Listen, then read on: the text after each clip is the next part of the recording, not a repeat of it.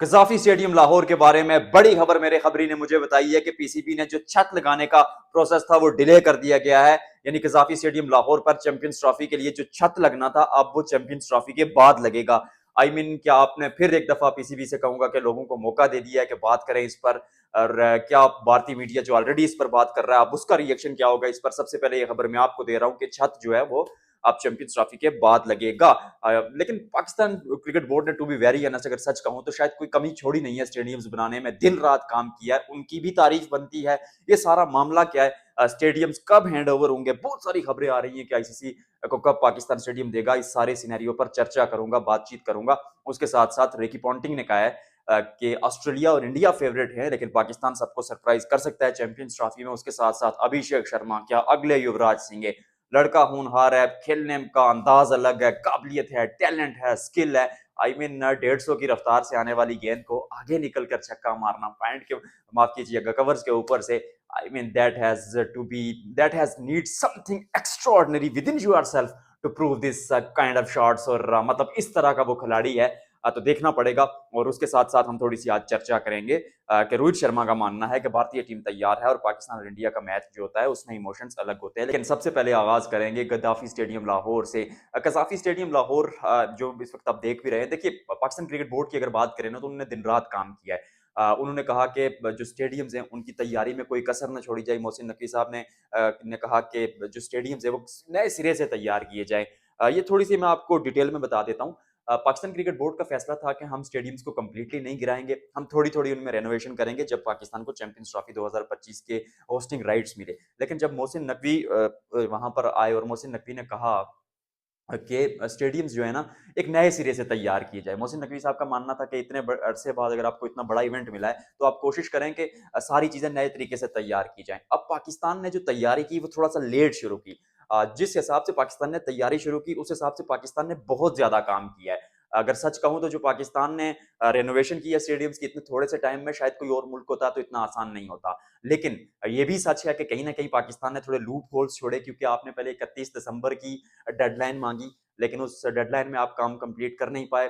फिर आप जनवरी के पहले हफ्ते तक चले गए, आप कंप्लीट नहीं कर पाए। फिर आप 15 जनवरी, फिर 30 जनवरी तक आए लेकिन आप कंप्लीट नहीं कर पाए। और अब जो अथेंटिक खबर जो मेरे पास मेरे सोर्सेज से आई है कि पाकिस्तान ने 12 फरवरी का टाइम ले लिया और 12 फरवरी को पाकिस्तान ये स्टेडियम्स आईसीसी को होस्ट करेगा। 7 फरवरी को कजाफी स्टेडियम लाहौर की ओपनिंग सेरेमनी होगी और इसी तरह 11 फरवरी को नेशनल स्टेडियम कराची की ओपनिंग सेरेमनी होगी जिसमें पाकिस्तान के बड़े बड़े लोग उस समय हिस्सा लेंगे, वजीर आजम, प्राइम प्राइम मिनिस्टर वगैरह। तो वो सारी चीजें होंगी लेकिन 12 फरवरी को आपने ये स्टेडियम आईसीसी को देने हैं। तो अब तक की खबर यही है कि जो छत लगाने का फैसला था वो पीसीबी ने कहा है कि अभी छत लगाने का शायद टाइम ना बचे और शायद मे बी अभी उस तरह से काम ना हो सके तो उसको चैंपियंस ट्रॉफी के बाद लगा लेंगे। चैंपियंस ट्रॉफी क्योंकि फरवरी में है, मौसम ठीक ठाक होता है तो शायद अभी छत की उस तरह जरूरत भी नहीं, तो हम इसी के साथ जाएंगे। लेकिन पाकिस्तान क्रिकेट बोर्ड ने काम अच्छा किया और अब 12 फरवरी को पाकिस्तान ये स्टेडियम आईसीसी को दे देगा। तो ये बड़ी खबर थी, आपको बताना जरूरी था। लेकिन जो काम हो रहा है वो अब काम की थोड़ी बात बता देता हूँ।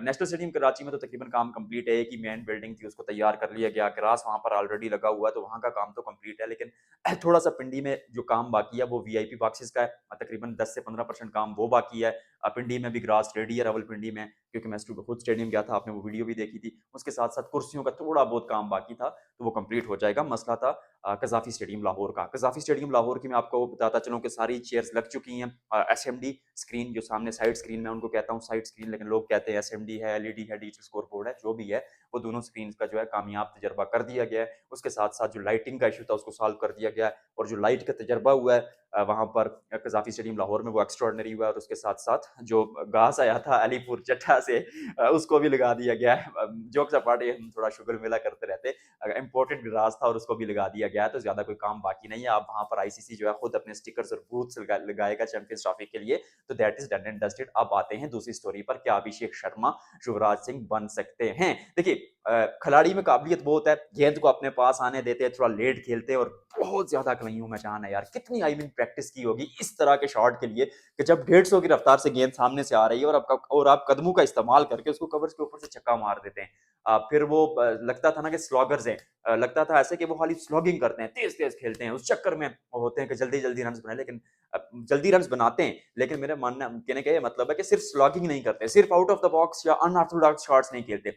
प्रॉपर क्रिकेटिंग शॉट्स खेलते हैं और इस तरह का खिलाड़ी मतलब बहुत अरसे बाद पैदा होता है। मैं सोचता था कि जब रोहित शर्मा, विराट कोहली नहीं होंगे तो थोड़ी-सी दिक्कतें होंगी, लेकिन इन खिलाड़ियों ने चाहे वो अभिषेक शर्मा हों, यशस्वी जायसवाल हों, इवन संजू सैमसन हों, कमी थोड़ी महसूस होने नहीं दी है इतनी उन खिलाड़ियों की। हालाँकि बड़े इवेंट्स में जाएँगे तो पता चलेगा कि इनके तिलों में कितना तेल है, लेकिन ये खिलाड़ी लाजवाब है। युवराज सिंह के साथ टू बी ऑनेस्ट कंपेयर करना शायद थोड़ा-सा जल्दी हो जाएगा, बट लंबी रेस का घोड़ा है और कहते हैं ऊँट के पंख पालने में ही दिख जाते हैं। अभिषेक शर्मा के दिख गए हैं, उसके साथ-साथ आप बात करते हैं रोहित शर्मा की। रोहित शर्मा ने कहा था कि भारतीय टीम तैयार है और पाकिस्तान और इंडिया का जो मैच होता है वो एक डिफरेंट तरह का चैलेंज होता है, डिफरेंट तरह का एटमॉस्फेयर होता है, लेकिन उसको भी हम नॉर्मल गेम की तरह लेंगे। अब क्या उसको आप ले सकते हैं?